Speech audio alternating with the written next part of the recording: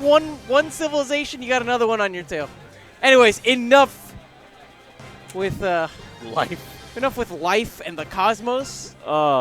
Let's focus talk about. in on some Smash 4. Let's do it. Am you ready, brother? This is some blurry people, man. Yeah. Oh, inglorious. Oh, wow. And with the immediate fix. What a Domino versus Seto Kaiba. Domino, fresh from DreamHack, actually. He went to Austin this weekend to compete in Pokken. Did pretty well. I know he made it out of his pool pretty successfully, and he ended up getting a run back on someone that sent him into losers and closed the set off with a perfect. Sick. So I want to see that Domino, right? Not that winner's bracket Domino, but that loser's bracket Domino. With the demon. In Smash 4. And he's definitely taken a lot more time to dedicate not only to Pokken, but also to Smash 4 as well. He's been a bit more specific, a bit more targeted with some of his training recently, taking a lot of notes over some of the sets that he's been going through. Good. That's the best way to learn. So I want to see the applications. I want to see the advancements. Well, let's see if he can put all of that application to good use. Now, Falco is a pretty sick character. I finally got some time to mess around with him. The character overall, if you look at him, not in previous iterations, but what you get, his character is pretty interesting. There's a lot of really cool things. A lot of his normals hit really well or really hard. And I say well in the fact of the hitboxes are consistent. They work well together, or they lead into the next hit very easily.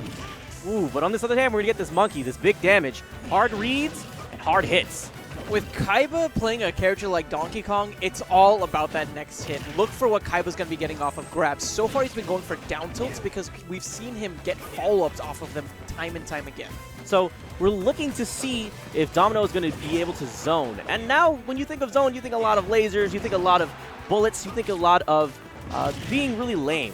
But zoning can also be as simple as, I'm going to keep you at this one specific range where you cannot put hands on me, and you cannot get your shotgun blasts off with that Donkey Punch. That's definitely easier said than done. Donkey Kong, even though he's not one of the quickest characters, has some of the most insane range. And wow!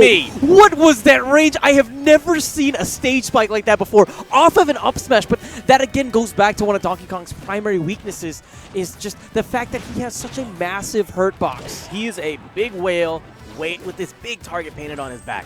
It's very difficult to kind of avoid, especially someone who has a great combo game like the Spaceys. But I can definitely point out that Domino has been doing such a good job of being mindful of Kaiba's tools and the ranges that he can get punished at. That time, Kaiba showed what can happen if he lets down his guard just for a second. Domino was definitely expecting the up throw, trying to get his DI on point, or just waiting to react to that, and Kaiba just flips the script on him. But I think it might be a bit too late. Kaiba, 115% off stage, and Domino has all the control. Whoa, get up attack. Here's the thing, though. At 115 rage, this is actually one of the best positions. When he had the best position with that punch ready to go. The reason being is rage is such a prominent factor.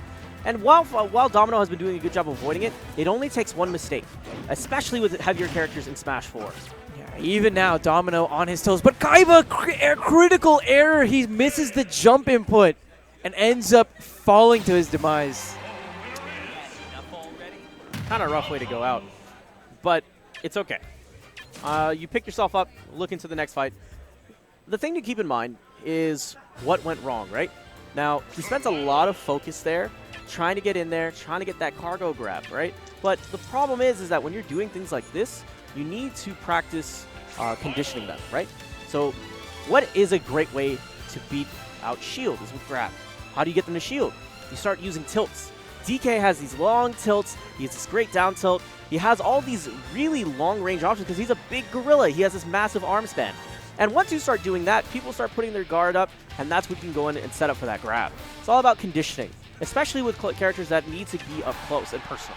We saw a lot of those tilts actually at the beginning of the game. You noticed the down tilts coming out, getting the knockdowns, and then getting the grabs afterwards. I want to see the adaptation from Domino. I want to see him maybe come in with a little bit more aerials at these lower percents to get around those tilts. But right there, already mix-ups from Kaiba instead of the tilt going straight for that spinning con. Now, one of the scary things is when you side B with Phantom is that if you do it incorrectly, if you do it too far away, then you land really close to DK and he can pick you up. But if you're close to him when you side B, DK doesn't have the best mobility, so he isn't going to be able to grab you necessarily. But from that range, you saw He was a bit too close, and that's where the punishment came from. This is another example. Now, he messed up doing the dash pivot grab right after. But now Domin0 is going to keep that in mind. He's going to do his best to make sure that he's not taken out here. He's going to snap ledge and do normal get up.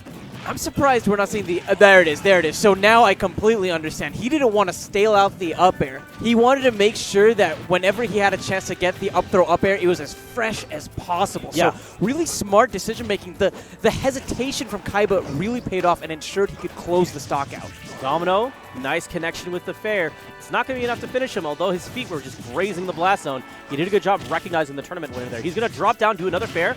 Ooh, That's such a bad spot! But he's going to be able to make it back. Again, Donkey Kong, a character that has great horizontal recovery, but as we've seen twice in this set, if he's down vertically, he's not going to be able to make it back. The problem now is that he has percentage on him, and DK can definitely take advantage of it. Ooh, great down tilt, forced him on the knockdown, and he's following up here. He has stage control. He was a bit too close. He was just far enough, to make sure that he made use of the side B to get away, but he's going to take him off the top, and that's going to be game 2, going over to Kaiba. One thing that we saw from Kaiba that was so much more clean in this game was the confirms off of grabs. Correct. Overall. And it's something that I saw him actually have a couple of errors on in the last game was he'd get the grab, but he wouldn't get the up air afterwards necessarily. He had a tough time closing the stocks out initially against Domin0. But right there, Domin0 knows what his win condition is in this matchup. As long as in those offstage situations, he gets Donkey Kong at a certain level as far as verticality goes, then he's going to be able to ensure he can close out the stock in a very simple, clean sort of manner at an earlier percent. Now, for you folks that are wondering, the reason why he's not going for dares, the spike hitbox is very difficult to hit with Falco's dare. The way it works is that you have to be on top of them, almost in this kind of Jigglypuff rest kind of sense. You need to be on top of them before you get the active frame started on your dare. And the spike hitbox is at the very beginning. Well, once you see Falco start losing momentum on the corkscrew, that's when it turns into the sour spot hitbox. Right now, Domin0, he seems content to put on a little bit of that laser damage, but just look at how negligible it all is. A couple of swings from DK. This match is within grabbing distance, speaking of grabs. Well, what was so important that led up to it was the fact that you saw Kaiba know lasers are coming. He's shooting these baby brother bullets. I'm just going to come up here and perfect shield. And in this game, shields come out super quick. And with the ability to have option selects ready to go, he can simply dash up to Falco, shield, option select, grab, and take him off the top. Domin0, last stock for him in this game. Maybe this winner's bracket, unless he figures out what to do against Kaiba. Like we said, at these high percents, Kaiba, it doesn't seem like he's going for all that many tilts. He's just going for these raw grabs, but Domin0, he just might be a little bit hesitant, and it's costing him. Able to even up the stock count, so now we're at 1 apiece. Again, down tilt in this situation is exactly what Domin0 needs to be spacing around. Excellent job from Domin0 with that sick combo. Pretty simple, straight to the point, but Kaiba doing a great job here of just trying to close the distance. There's a sweet spot. There's a middle range that he wants to be at where Domin0 whiffs a move or he whiffs a laser and Kaiba can come in and punish. Kaiba's doing such a great job of having stage control. Just offset of center stage, he still controls the middle. Now he's forcing his way in. He'll take the damage from the bullets. That's fine, as long as he can get hands on him. He gets the dash attack, gets positioning. Oh, man, if he had actually caught Domin0 on the normal getup, that would have been an insane read. But Domin0 with the roll sneaks around, but this could be curtains. Instead, opting for the nair. Understands that the percentage is actually way too low to be going for something like an up throw up air.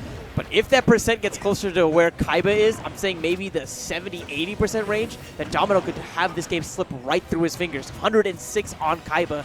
Can he bring this back? Ooh, the roll, that's going to get punished.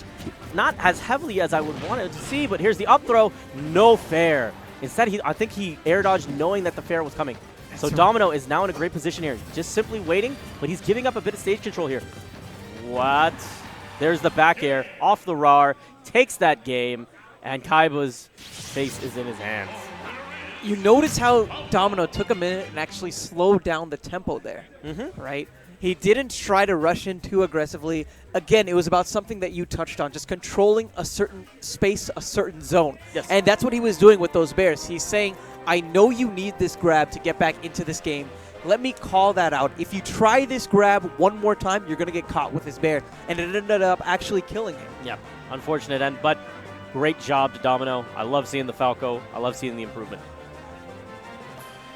So Kaiba, I don't know if I've seen him on stream before, but he did really good. He did really well. He's apparently one of Dakpo's disciples. Oh, Dakpo, of wow. course, top